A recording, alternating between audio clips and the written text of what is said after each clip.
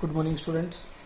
हमारा जो चैप्टर है वो 7 चैप्टर चल रहा है और आपने पर्सनल अकाउंट के बारे में डिटेल को पढ़ लिया है। आज हमारा दूसरा अकाउंट है रियल अकाउंट। आपको मैंने पहले वाले वीडियो में बताया था कि हमारे 3 टाइप्स के अकाउंट होते हैं। फर्स्ट पर्सनल अकाउंट, दूसरा रियल अकाउंट, तीसरा नॉमिनल अकाउंट। तो अब हम आज आपको रियल अकाउंट्स के बारे में बता रहे हैं। रियल अकाउंट का सबसे पहले जो आपका काम है वो आपको रूल का पता होना चाहिए क्या होता है, ताकि इस रूल को आगे फॉलो करते हुए हम लोग चलें।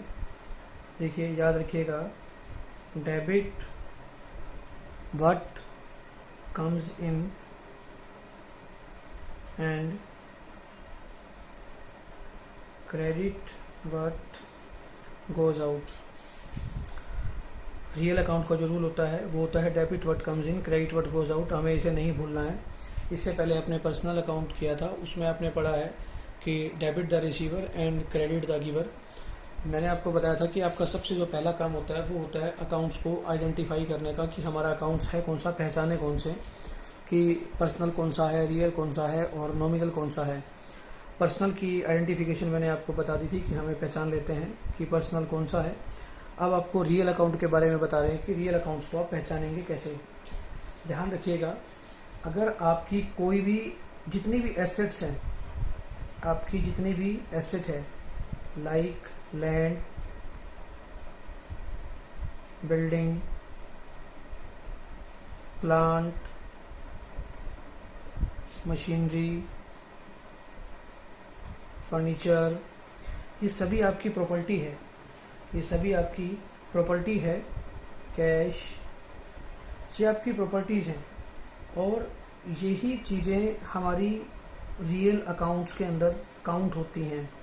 मतलब आपकी जितनी भी एसेट्स हैं वो सब आपकी रियल अकाउंट के अंदर आती हैं। और इसके अलावा आपने पढ़ा है, ये सभी जो मैंने एग्जांपल लिखे हैं ये टेंजेबल एसेट के लिखे हैं जिनको हम टच कर सकते हैं। लैंड आपकी प्रॉपर्टी है, बिल्डिंग आपकी प्रॉपर्टी है, प्लांट आपकी प्रॉपर्टी है, मशीनरी आपकी प्रॉपर्टी है, फर्नीचर आपकी प्रॉपर्टी है, कैश आपकी प्रॉपर्टी है। ये सभी की सभी आपकी प्रॉपर्टीज़ हैं। क्लियर।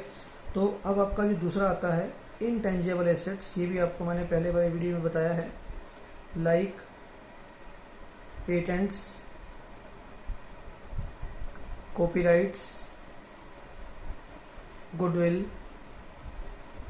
ट्रेडमार्क, ये सभी के सभी आपकी इनटेंजेबल एसेट्स हैं। और ये दोनों की दोनों ही किसके अंदर काउंट होती हैं? रियल अकाउंट के अंदर काउंट होती हैं। इनमें से जैसे ही कोई भी चीज़ आती है आप तुरंत पहचान लेंगे कि ये हमारा कौन सा अकाउंट है, रियल अकाउंट है। क्लियर। तो आपका जो सबसे पहला काम है वो आपको आइडेंटिफाई करने का है कि आपका अकाउंट कौन सा है, रियल है या पर्सनल है। रियल अकाउंट का जो रूल होता है वो होता है debit what comes in, credit what goes out. Debit what comes in and credit what goes out. ठीक है, ये हमारे क्या है, रियल अकाउंट है। रियल अकाउंट को उसने आगे 2 पार्ट्स में डिवाइड किया हुआ है। फर्स्ट वन आपका टेंजेबल और second one is your intangible. ठीक है, हमारी कोई भी प्रॉपर्टी आ जाती है, कोई भी एसेट आ जाती है, कोई मशीनरी आ गया, प्लांट आ गया, लैंड आ गया, बिल्डिंग आ गया, फर्नीचर आ गया, फ्री होल्ड प्रेमाइसिस आ गया, कैश आ गया, पेटेंट्स आ गया, कॉपीराइट्स आ गए, ट्रेडमार्क आ गए, गुडविल आ गई। ये सभी की सभी हमारी रियल एसेट हैं। ठीक है, आपके बिजनेस के अंदर आप जिस चीज़ का बिजनेस कर रहे हैं, आपकी दुकान में फर्नीचर रखा हुआ है, आपकी दुकान में टीवी रखा हुआ है, आपकी दुकान में कंप्यूटर रखा हुआ है, आपकी दुकान के अंदर आपने जो है ना एसी की फिटिंग कराई हुई है, ये सब के सब आपकी रियल अकाउंट हैं। क्लियर। अब मैं आपको 1-2 एंट्री करके बताता हूँ जिससे आपको जल्दी ये समझ में आ जाएगा कि डेबिट व्हाट कम्स इन और क्रेडिट व्हाट गोज आउट का रूल लगता कैसे है। देखिएगा, सपोज कीजिए आपके पास गिवन है फर्नीचर परचेज्ड। क्या लिखा हुआ है? Furniture purchase for cash 20,000। आपने 20,000 रुपये का फर्नीचर को परचेज किया है। देखिए, अकाउंट्स को पहचानिए। फर्स्ट वन फर्नीचर आपका रियल अकाउंट है। दूसरा आपको कैश भी दे रखा है, ये भी रियल अकाउंट है। परचेज से हमारा कोई मतलब नहीं है। आपको पता है जब भी किसी गुड्स को परचेज करते हैं तो परचेज हमारे लिए एक प्रकार का एक्सपेंस होता है, तो इसकी तरफ आप ना जाएं। फर्नीचर और कैश ये दोनों जब भी किसी एसेट को परचेज किया जाता है तब परचेज से हमारा कोई मतलब भी नहीं रहता है। हमारा मेन मतलब किससे रहता है? फर्नीचर से रहता है। क्लियर है। तो हमारा रूल है रियल का, डेबिट व्हाट कम्स इन।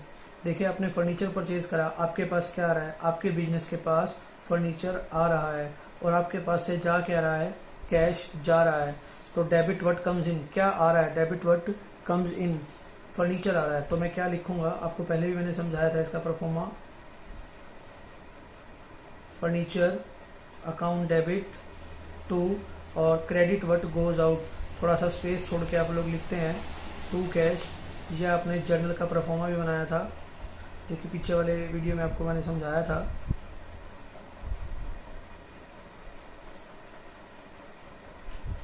हम लोग यहाँ डेबिट लिखते हैं और यहाँ क्रेडिट लिखते हैं, ठीक है। फर्नीचर आपके पास कितने का है, 20,000 का।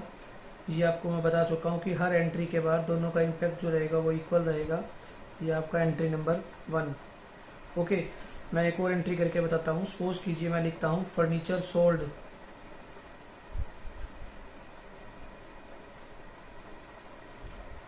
For cash 10,000। आपने किसी फर्नीचर को बेचा है, पुराना हो गया था, आउट ऑफ फैशन हो गया था, अब आपके यूज़ का नहीं है। ये बात दिमाग में लेकर चलनी है। मैं बार बार हर वीडियो में कहता हूँ कि आपकी दुकान एक गारमेंट्स की दुकान है, आप उस बिजनेस को चला रहे हैं, आप फर्नीचर को सेल कर रहे हैं कितने का, 10,000 का।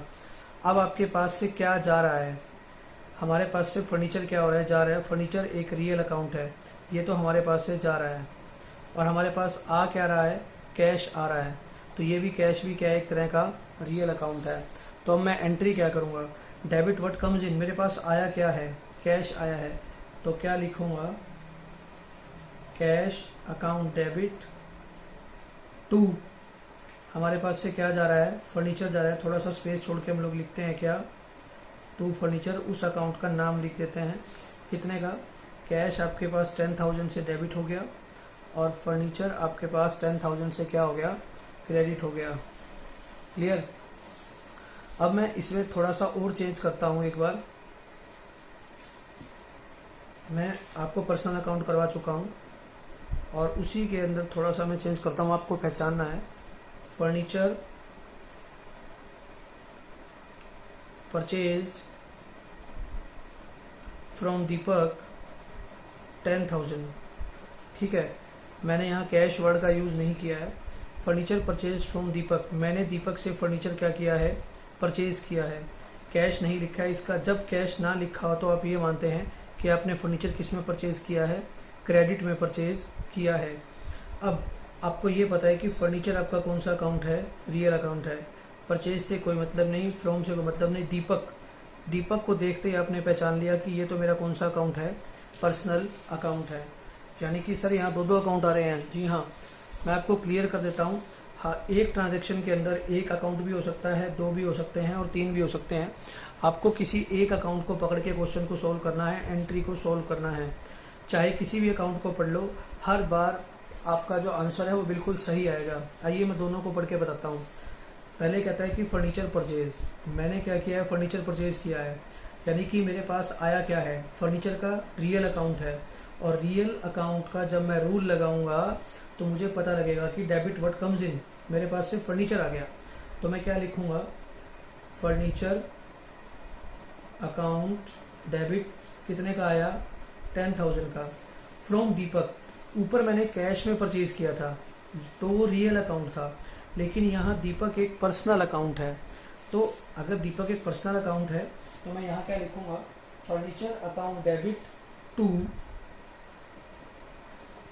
दीपक पर्सनल अकाउंट है, डेबिट द रिसीवर और क्रेडिट द गिवर। दीपक हमारे को फर्नीचर देने वाला है तो गिवर हो गया, दीपक क्या हो गया, एक तरह का गिवर हो गया। और debit the receiver, credit the giver, giver को हम लोग क्या कर देते हैं, क्रेडिट कर देते हैं। तो मैं टू दीपक लिख के क्या कर दूंगा, 10,000 से दीपक को क्रेडिट कर दूंगा। आप देख सकते हैं थोड़ा स्पेस छोड़ के लिखा है, जैसे कि मैं ऊपर लिख रहा था, चाहे आप अकाउंट बना सकते हैं। ओके, तो मैंने यहाँ फर्नीचर अकाउंट को पकड़ के क्वेश्चन सोल्व कर दिया। जी हाँ, ये हो गया। अब आप कहेंगे सर एक काम कीजिए, आप एक बार दीपक को पकड़ के भी क्वेश्चन सोल्व करके बताइए ना। आ जाइए, दीपक को पकड़ के क्वेश्चन भी सोल्व करके देखते हैं हम लोग। दीपक से हमने फर्नीचर परचेज किया है, दीपक एक पर्सनल अकाउंट है, ठीक है। पर्सनल अकाउंट का रूल आप लोगों को मालूम है, debit the receiver and credit the giver. Okay sir, यहाँ दीपक से परचेज किया है तो दीपक के गिवर हो गया, तो सर मैं दीपक को तो टू दीपक करूंगा क्रेडिट में। लो भाई कर दिया। तो सर डेबिट में, डेबिट को देखने के लिए मुझे आगे जाना पड़ेगा कि आया क्या है मेरे पास। मैंने फर्नीचर को परचेज किया है, तो फर्नीचर कौन सा अकाउंट हो गया, रियल। रियल का रूल साथ साथ लगा दो, debit what comes in, credit what goes out. Credit की तरफ तो हो चुका है, आपको सोचने की जरूरत नहीं है। लेकिन डेबिट में, डेबिट व्हाट कम्स इन, आपके पास आ क्या रहा है, फर्नीचर आ रहा है, तो मैं क्या लिखूंगा, फर्नीचर अकाउंट डेबिट 10,000 से, और क्रेडिट भी किसको कर दूंगा, दीपक को 10,000 से। क्लियर। तो इस तरीके का एंट्री हमारे को करनी पड़ती है। मैं एक एंट्री और लेके बताता हूँ आपको। अब मैं लिख रहा हूँ, मान लीजिए furniture sold to Rahul 1000, furniture sold to Rahul 1000। अब आपको ये मालूम है कि फर्नीचर एक रियल अकाउंट है, सोल्ड से कोई मतलब नहीं, राहुल एक पर्सनल अकाउंट है। सर यहाँ दो दो अकाउंट हो गए हैं, कोई दिक्कत नहीं है, दो दो अकाउंट हो जाए चाहिए। अब मेरे को ये देखना है कि कैश में तो नहीं है, राहुल को बेचा है मैंने। मैं पर्सनल अकाउंट को उठा के करता हूँ पहले एक बार, राहुल, मैं पर्सनल अकाउंट को उठा के करता हूँ। तो पर्सनल अकाउंट का रूल आपको बता चुका हूँ, debit the receiver, credit the giver. Rahul को सोल्ड किया है तो राहुल के पास फर्नीचर चला गया, राहुल एक रिसीवर हो गया। राहुल ने रिसीव करा तो राहुल रिसीवर हो गया। रूल कहता है debit the receiver, debit the receiver, जो रिसीवर होगा उसको डेबिट करेंगे। रिसीवर कौन है यहाँ पर, राहुल है, तो मैं राहुल को क्या कर दूंगा, डेबिट कर दूंगा। राहुल डेबिट टू, अब furniture sold, furniture real account हो गया, इसका रूल तो पूरा हो गया। Debit the receiver, credit the giver. Giver का मैं नहीं पहचान पा रहा हूँ, गिवर कोई है ही नहीं फिर, क्योंकि हम है गिवर, लेकिन हमारे पास से क्या गया है, फर्नीचर। अब मैं फर्नीचर का रूल साथ साथ लगाऊंगा। फर्नीचर का रूल कहता है, रियल का रूल कहता है debit what comes in, credit what goes out. अब मैंने फर्नीचर बेचा है, फर्नीचर बेचा है तो फर्नीचर गया है, गया है तो टू फर्नीचर हो जाएगा। क्रेडिट व्हाट गोज आउट 1000 से, फर्नीचर क्या हो जाएगा, क्रेडिट हो जाएगा। इज इट क्लियर, ठीक है ना। तो नेक्स्ट चीज, नेक्स्ट हमारे पास थिंग आती है हमारे पास भैया, एक एंट्री में इसमें और आपको करके बताता हूं। फर्नीचर सोल्ड टू राहुल, आप कहोगे सर सेम बात लिख रहा हूं, फॉर कैश 7,000 कर दिया आपके बारे में। Furniture sold to Rahul for cash 7,000। Sir furniture sold to Rahul, furniture real account, sold to Rahul personal account, cash real account. ध्यान रखना, जब आपके पास राहुल भी, देखो फर्नीचर रियल अकाउंट है, सोल्ड टू राहुल, राहुल को बेचा और कैश में बेचा, इन दोनों को एक ही कर दीजिए। राहुल को कैश में बेचा है तो हमारा राहुल से कोई मतलब नहीं है, मतलब हमारा किससे है, कैश से है। ठीक है, हमारा फर्नीचर बिका, कोई मर्जी ले जाए। अब तो पर्सनल अकाउंट का रूल लगाने की जरूरत नहीं है, क्योंकि हमारे पास कैश साथ में आ गया, राहुल ने हमारे को कैश दे दिया जिसको हमने फर्नीचर बेचा था, तो राहुल का यहाँ कोई मतलब नहीं रहता है। अब मैंने फर्नीचर सोल्ड किया है, फर्नीचर बेचा है, तो रियल अकाउंट का रूल लगा दो, दोनों साइड प्रॉपर रियल का रूल लगेगा। फर्नीचर भी रियल है और कैश भी आपका रियल है, सीधा सीधा रियल का रूल लगा दीजिए। रूल लगाएंगे तो आप क्या लिखेंगे, देखिए आपके पास क्या आ रहा है, कैश आ रहा है, debit what comes in, cash account debit to, credit what goes out, आपके पास से क्या जा रहा है, फर्नीचर जा रहा है। डेबिट व्हाट कम्स इन, आपके पास 7,000 कैश में आ गया और आपके पास 7,000 का क्या चला गया, फर्नीचर चला गया, तो debit what comes in, credit what goes out. ये हमारा रूल क्या हो गया, पूरा हो गया। इस तरीके से आप लोग रियल अकाउंट को कंप्लीट कर सकते हैं और कोई समस्या आपको नहीं आएगी। ठीक है, तो ये आपका रूल था debit what comes in, credit what goes out का। आपको इससे अगला अकाउंट अब मैं बताने जा रहा हूं, जिसका नाम है नॉमिनल अकाउंट। क्या नाम है, नॉमिनल अकाउंट। देखिएगा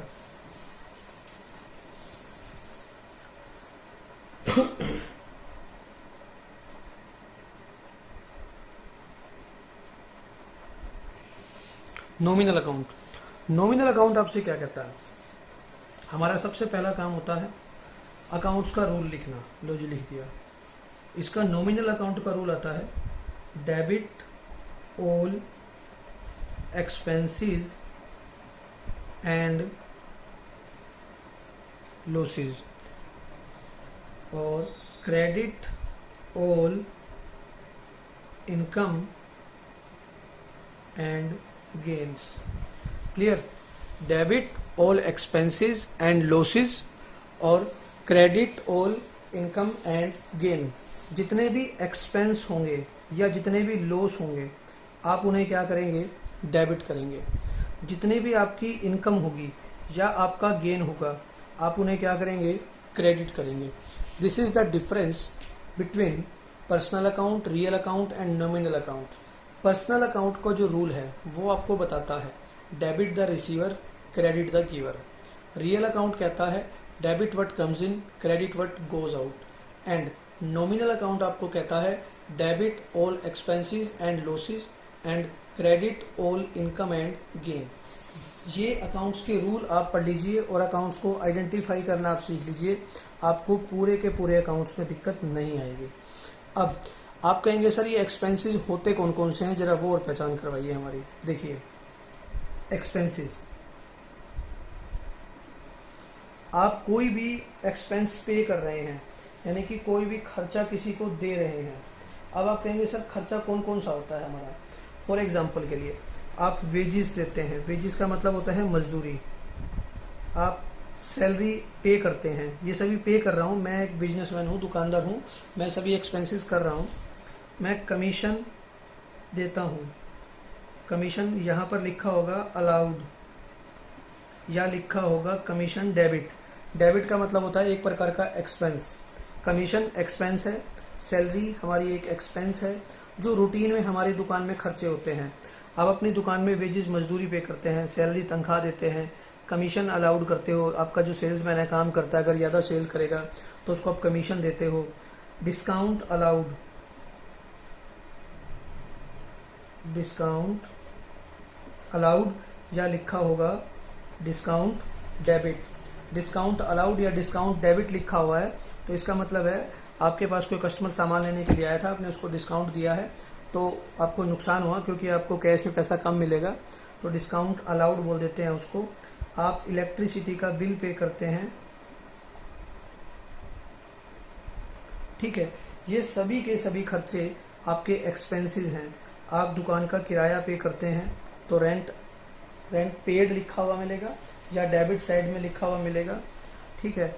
फिर आप बैड डेट्स को लिखते हैं, जब किसी कस्टमर से पैसा डूब जाता है या हमारे को नहीं मिलता है तो वो आपका क्या बन जाता है? बैड डेट्स बन जाता है। इन बातों को आपने क्या रखना है? ध्यान रखना है, ठीक है। आप इंश्योरेंस करवाते हैं अपनी गाड़ी का, जो बिजनेस में यूज़ करते हो आप लोग, या अपनी दुकान का, जिस दुकान में आप बैठे हो, तो वो भी आपके लिए एक प्रकार का क्या है? एक्सपेंस है। आप गुड्स को परचेज करते हैं, परचेज भी आपके लिए एक प्रकार का क्या होता है? एक्सपेंस होता है। तो सबसे पहला होता है हमारा काम इन एक्सपेंसेस को पहचानना। वेजेस, सैलरी, कमीशन डेबिट या कमीशन अलाउड, डिस्काउंट अलाउड या discount debit, electricity bill paid, rent paid, bad debts, insurance, purchases, ये सभी के सभी आपके क्या हैं? एक्सपेंसेस हैं। परचेजेस के अंदर कौन सी परचेज आएंगी? जिस चीज़ का आप बिजनेस कर रहे हो, यानी कि गुड्स को जब आप परचेज करते हो, तो ये उन एक्सपेंसेस की बात कर रहा है। क्लियर? तो ये सभी के सभी आपके क्या थे? एक्सपेंस थे। अब मैं बात करता हूं आपकी इनकम की। देखिएगा, अगर आप कमीशन को रिसीव करते हैं या कमीशन लिखा हुआ होगा क्रेडिट, अगर आप रेंट को रिसीव करते हैं या लिखा होगा रेंट क्रेडिट, अगर आप डिस्काउंट को रिसीव करते हैं यानी कि जिससे आप गुड्स को परचेज करके लाए हैं अपनी दुकान में बेचने के लिए, ये रूटीन नेचर के खर्चे हैं, बार बार करने पड़ते हैं, बार बार की इनकम और एक्सपेंडिचर है ये हमारी, ये एक्सपेंसेस हैं और ये इनकम है रेकरिंग नेचर के, रिवेन्यू नेचर के। डिस्काउंट रिसीव या आपका लिखा मिलेगा डिस्काउंट क्रेडिट, तो ये सारे के सारे आपके क्या हैं? नॉमिनल अकाउंट्स के एग्जाम्पल हैं और ये आपकी सारी की सारी क्या है? इनकम है। तो सबसे पहला जो काम होता है हमारा इनको पहचानने का होता है कि ये आखिर है क्या, ठीक है। अब मैं आपको एक एग्जांपल लेके बताता हूँ। मान लीजिए लिखा हुआ है रेंट पेड, रेंट पेड 1000 लिखा हुआ है। आपका जो सबसे पहला काम है, देखिए पहचानना, रेंट पेड। रेंट आपका एक तरह का एक्सपेंस है, रेंट आपका एक तरह का क्या है, एक्सपेंस है। पेड आप हमेशा किस में करोगे, कैश में ही करोगे, इस बात को भी ध्यान में लेके चलना है। और कैश आपका एक तरह का रियल अकाउंट होता है। फिलहाल हमारा जो सबसे पहला मेन काम है, हमारे को ये पता लग गया नॉमिनल अकाउंट है। नॉमिनल अकाउंट को पहचानते ही आपका काम बहुत आसान हो जाता है। ठीक है, आपको क्या करना है, डेबिट ऑल एक्सपेंसेस, जो एक्सपेंस है आपको उसके नाम से ही क्या करना है, डेबिट कर देना है। रेंट पेड एक्सपेंस है तो आप क्या लिखेंगे, उसके नाम से डेबिट कर देंगे। रेंट अकाउंट डेबिट टू, आपकी जेब से क्या चला गया, कैश। देखा जाए तो रियल अकाउंट का रूल भी हम फॉलो कर सकते हैं। रेंट कैश आपका रियल अकाउंट है, और कैश का जो रूल होता है, debit what comes in, credit what goes out. Rent आपने दिया यानी कि कैश आपकी जेब से चला गया, तो मैं उसे क्या करूंगा, टू कैश करूंगा 1000 से, क्योंकि उसे मुझे क्या करना है, क्रेडिट करना है। क्लियर। मैं एक और एग्जांपल लेके आपको बताता हूं। सपोज कीजिए यहां लिखा हुआ है सैलरी पेड 1000 रुपीज। अब आपको ये बता दूं, सैलरी जब भी पे करोगे तो कैश में ही पे करोगे। ओके, तो सैलरी जब आप पे कर रहे हो, सैलरी आपके लिए एक प्रकार का एक्सपेंस है, आप उसके नाम से उसको क्या करोगे, डेबिट करोगे। आप क्या लिखेंगे, सैलरी अकाउंट डेबिट, कितना, 1000। पेड किया है तो कैश चला गया, कैश का रूल होता है credit what goes out. Okay, तो मैं क्या लिखूंगा, टू कैश 1000 रुपीज। ठीक है, एक और लिखते हैं। मान लीजिए डिस्काउंट जो है ना, मतलब इसके अलावा सपोज कीजिए कमीशन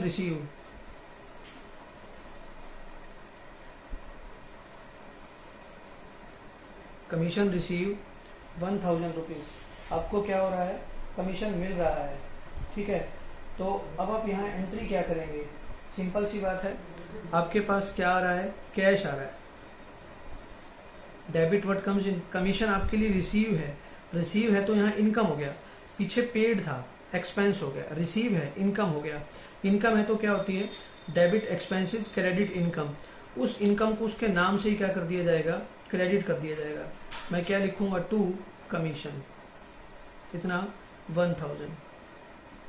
अगर होता कमीशन पेड, सपोज कीजिए अगर यहाँ लिखा होता कमीशन पेड 700 रुपीज, तो कमीशन पेड है, ये एक आपके लिए एक्सपेंस है, और वो उसके नाम से ही, नाम क्या है, कमीशन, उसके नाम से ही डेबिट हो जाएगा। मैं क्या लिखूंगा, commission account debit to cash 700 rupees. Okay, तो आपको क्या करना है, सबसे पहले इन अकाउंट्स को आइडेंटिफाई करना है कि भैया इनमें मेरे अकाउंट्स हैं कौन कौन से, पर्सनल अकाउंट कौन सा है, रियल अकाउंट कौन सा है, नॉमिनल अकाउंट कौन सा है। ये जो जर्नल का परफॉर्मा मैं आपको बना के दिखा रहा हूँ, ये आपका नेक्स्ट चैप्टर में सब आ जाएगा। आइए मैं आपको बुक से कुछ एग्जांपल करके बताता हूँ, जिससे कि आपको बड़े आसानी से समझ में आ जाए। देखिए, आप 7 चैप्टर इलस्ट्रेशन 1 को निकाल सकते हैं, और आपका पहला ही इलस्ट्रेशन है, इलस्ट्रेशन यादा नहीं है आपके, इसमें एक ही इलस्ट्रेशन है, थ्योरी दे रखी है यादा, और पीछे फिर 7.10 के ऊपर इन्होंने 3 एग्जाम्पल और एक अनसोल्ड और लिया हुआ है। आइए एक एक करके बताता हूँ आपको मैं, देखिएगा। कहता है classifying the following accounts into personal account, real account और नॉमिनल अकाउंट। आपको इन 3 अकाउंट्स के अंदर पहचानना है कि बताइए पर्सनल कौन सा है, रियल कौन सा है और नॉमिनल कौन सा है। सबसे पहले आप नीचे लिख लेंगे कि पर्सनल अकाउंट, रियल अकाउंट और नॉमिनल अकाउंट, तीनों को अलग अलग लिख लेंगे। और अब हमारा काम शुरू हो जाता है। हम क्या करेंगे, देखिएगा। सबसे पहले क्या लिखा हुआ है ऊपर, कैपिटल आपको बताया था मैंने कि पर्सनल अकाउंट होता है। किसी भी एंटरप्रेन्योर का पैसा कैपिटल होता है हमारा।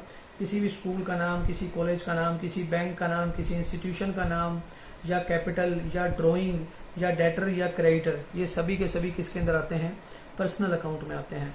तो कैपिटल हमारा क्या हो गया, पर्सनल अकाउंट हो गया। ड्रॉइंग भी हमारा क्या हो गया, पर्सनल अकाउंट हो गया। कैश पेड, कैश हमारे को पता है हमारी एक एसेट है, और एसेट का अकाउंट होता है रियल अकाउंट। कैश कैश है तो कैश हमारे से पेड हो या रिसीव्ड हो, हमें पता है हमारी एक एसेट होती है, ठीक है। कमीशन पेड, कमीशन हमारा एक तरह का पेड है तो एक्सपेंस हो जाएगा। अगर कमीशन रिसीव होता तो हमारी इनकम आ जाती है। कमीशन पेड एक नॉमिनल अकाउंट में आ जाएगा हमारा। कमीशन रिसीव इनकम आ गई तो ये भी हमारा कौन सा आ गया, नॉमिनल अकाउंट में आ गया। परचेज आपको पता है गुड्स का परचेज करते हैं तो हम परचेज लिखते हैं, और परचेज के साथ कोई फर्नीचर मशीनरी लिखी हुई हो तो रियल अकाउंट बन जाता है, और अगर अकेला परचेज हो तो हमारा क्या होता है, नॉमिनल अकाउंट होता है, क्योंकि एक तरह का एक्सपेंस होता है, देख सकते हैं आप। सेल्स हमारी एक इनकम होती है, ये देख लीजिए। फर्नीचर एक रियल अकाउंट है क्योंकि एसेट है हमारी। कैश एक एसेट है तो रियल अकाउंट हो जाएगा। बैंक अकाउंट, बैंक किसी भी पर्सन का नाम, गुड्स किसी भी पर्सन का नाम, किसी बैंक का नाम, तो हमारा कौन सा हो जाता है, पर्सनल अकाउंट हो जाता है। बैंक ओवरड्राफ्ट, यानी कि बैंक से किया गया ओवरड्राफ्ट, तो ये भी हमारा एक पर्सनल अकाउंट होता है। बैंक ओवरड्राफ्ट की डिटेल मैंने आपको पहले चैप्टर में बताई थी। डेटर भी हमारा क्या होता है, एक तरह का पर्सनल अकाउंट होता है। डेटर, क्रेडिटर, ये सब पर्सनल अकाउंट है। देखिए अगला क्रेडिटर, ये भी पर्सनल अकाउंट है। ट्रेवलिंग एक्सपेंस, नाम ही आगे एक्सपेंस है, ट्रेवलिंग का तो नॉमिनल अकाउंट है। गुडविल आपको पता है एक इनटेंजिबल एसेट है तो रियल अकाउंट हो जाएगा। पेटेंट्स भी एक इनटेंजिबल एसेट है तो रियल अकाउंट हो जाएगा। सैलरी हो गया, हर महीने पे करना पड़ता है, हमारा एक्सपेंस हो गया नॉमिनल अकाउंट का। सैलरी आउटस्टैंडिंग, देखिए वर्ड आ गया, मैंने आपको बताया था किसी भी एक्सपेंस या इनकम के आगे अगर आउटस्टैंडिंग या प्रीपेड या एक्रूड वर्ड आ जाता है तो वो एक्सपेंस नॉमिनल अकाउंट ना रह करके एक पर्सनल अकाउंट हो जाता है, ठीक है। तो सैलरी आउटस्टैंडिंग एक पर्सनल अकाउंट होता है। इंश्योरेंस आपका एक एक्सपेंस है, नॉमिनल अकाउंट हो जाएगा। इंश्योरेंस प्रीपेड आ गया, देखो इंश्योरेंस एक एक्सपेंस है, नॉमिनल अकाउंट है, लेकिन इसके साथ प्रीपेड वर्ड आ गया, यानी कि एडवांस पे किया हुआ है, तो ये किसी पर्सन को रिप्रेजेंट कर रहा है, तो ये आपका एक पर्सनल अकाउंट हो जाएगा। बैड डेट्स रिटर्न ऑफ, पैसा बैड डेट्स डूब गया हमारा, कितना है, ये भी एक एक्सपेंस हो गया। बैड डेट्स रिकवर्ड, ये हमारे को डूबा हुआ पैसा मिला है तो हमारी एक इनकम होगी तो नॉमिनल अकाउंट हो जाएगा। क्लियर है। तो हम इस तरीके से पहले अकाउंट्स को आइडेंटिफाई करेंगे और इनके रूल्स जो मैंने आपको लिखवाए हैं वो आप अच्छे से याद करेंगे। देखिए नीचे लिखा हुआ है, salary is a nominal account whereas salary outstanding is a personal account because it is the account of some unnamed creditor, यानी कि हमने किसी पर्सन को पैसे देने हैं, आउटस्टैंडिंग है, सर्विस ले चुके हैं, उसकी पेमेंट करनी है तो उसे सैलरी आउटस्टैंडिंग बोलते हैं। वो किसी पर्सन को रिप्रेजेंट कर रहा है तो इसका मतलब वो पर्सनल अकाउंट है। इसी प्रकार insurance is a nominal account whereas insurance prepaid is a personal account. Insurance एक नॉमिनल अकाउंट है, एक तरह का खर्चा होता है, हम अपनी दुकान का इंश्योरेंस कराते हैं, बाइक का इंश्योरेंस, गाड़ी का इंश्योरेंस जो बिजनेस में यूज कर रहे हैं, तो वो एक एक्सपेंस होता है। लेकिन अगर उस वर्ड के आगे प्रीपेड या आउटस्टैंडिंग वर्ड लग जाए तो वो पर्सनल अकाउंट बन जाता है। बैंक एक रियल अकाउंट नहीं होता है, it is a personal account since it is the account of some banking company. मैं आपको फर्स्ट डे बताया था मैंने, किसी भी बैंक का नाम आ जाए या बैंक अकेला आ जाए तो आपका पर्सनल अकाउंट होता है। परचेज और सेल्स हमेशा ही नॉमिनल अकाउंट होते हैं। तो इस तरीके से आप अपने इस चैप्टर को बड़े आसानी से कंप्लीट कर सकते हैं। और पीछे 3 एग्जाम्पल और गिवन है, आप उनको भी करेंगे, और वेरी शॉर्ट क्वेश्चन है, इनको आप अपने हाथ से लिखेंगे भी सही कि क्या होता है, ताकि कोई दिक्कत ना आए। और बाकी कोई और प्रॉब्लम रहती है तो मैं आपको नेक्स्ट वीडियो में इसके बता दूंगा।